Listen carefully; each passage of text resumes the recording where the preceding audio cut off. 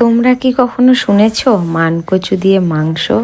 হ্যাঁ, আমি রান্না করেছি তোমাদের দাদা ভাইয়ের ইচ্ছায়। আমি কোনোদিনও খাইনি, কিন্তু সে আশা করে নিয়ে এসছে যে মানকচু দিয়ে মাংস খাবে।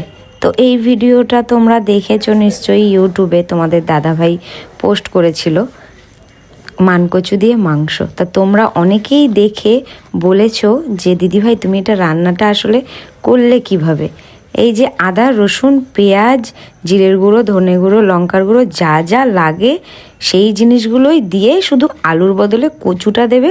কচু আর আলুটা ভালো করে ভেজে আগে তুলে রাখবে, তারপরে চিকেনটা ভালো করে কষিয়ে এই দেখো আমি নাড়াচ্ছি চাড়াচ্ছি, নাড়িয়ে নিয়ে অল্প করে জল দিয়েই ব্যাস আমার চিকেন রেডি। এই লেভেলে দেখো বুঝছো, কচু দেখো, কচু দেখছো, একটা গোলে ক্ষীর একদম মাখনের তরকারিটা কিরকম হয়েছে বলো?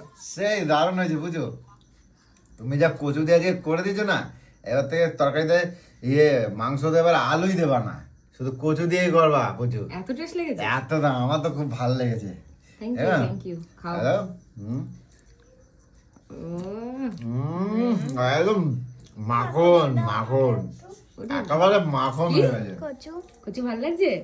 ওরে বাবা রে, সেই দারুণ হয়েছে। ঠিক আছে খাও।